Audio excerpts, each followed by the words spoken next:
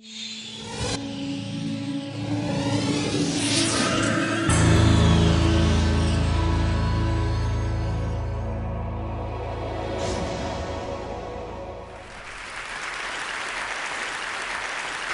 recent debate over copyright laws like SOPA in the United States and the ACTA agreement in Europe has been very emotional.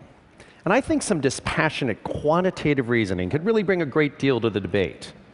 I'd therefore like to propose that we enlist the cutting-edge field of copyright math whenever we approach this subject. For instance, just recently, the Motion Picture Association revealed that our economy loses $58 billion a year to copyright theft. Now, rather than just argue about this number, a copyright mathematician will analyze it, and he'll soon discover that this money could stretch from this auditorium all the way across Ocean Boulevard to the Westin, and then to Mars. If we use pennies. Now, this is obviously a powerful, some might say dangerously powerful insight, but it's also a morally important one, because this isn't just the hypothetical retail value of some pirated movies that we're talking about, but this is actual economic losses. This is the equivalent to the entire American corn crop failing, along with all of our fruit crops, as well as wheat, tobacco, rice, sorghum, whatever sorghum is. Losing sorghum. But identifying the actual losses to the economy is almost impossible to do unless we use copyright math. Now, music revenues are down by about $8 billion a year since Napster first came on the scene. So that's a chunk of what we're looking for. But total movie revenues across theaters, home video, and pay-per-view are up. And TV, satellite, and cable revenues are way up. Other content markets like book publishing and radio are also up. So this small missing chunk here is puzzling.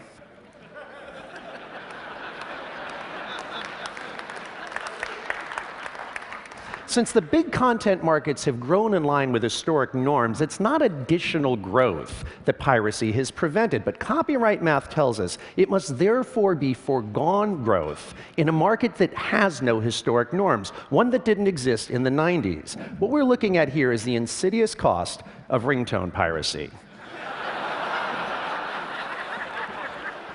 $50 billion of it a year, which is enough at 30 seconds a ringtone that could stretch from here to Neanderthal times. It's true. I have Excel. The movie folks also tell us that our economy loses over 370,000 jobs to content theft, which is quite a lot when you consider that back in '98, the Bureau of Labor Statistics indicated that the motion picture and video industries were employing 270,000 people.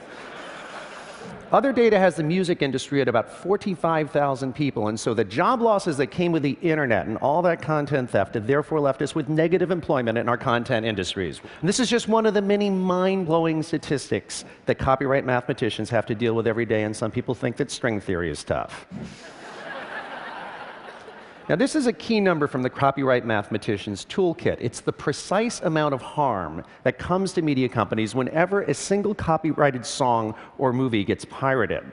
Hollywood and Congress derived this number mathematically back when they last sat down to improve copyright damages and made this law.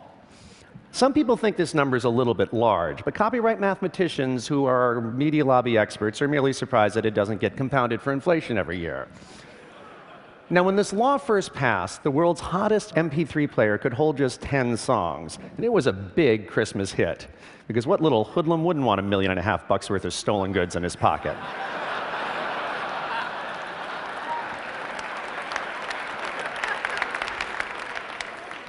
These days, an iPod Classic can hold 40,000 songs, which is to say, $8 billion worth of stolen media.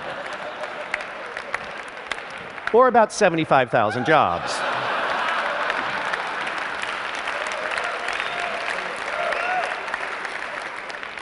Now, you might find copyright math strange, but that's because it's a field that's best left to experts. So that's it for now. I hope you'll join me next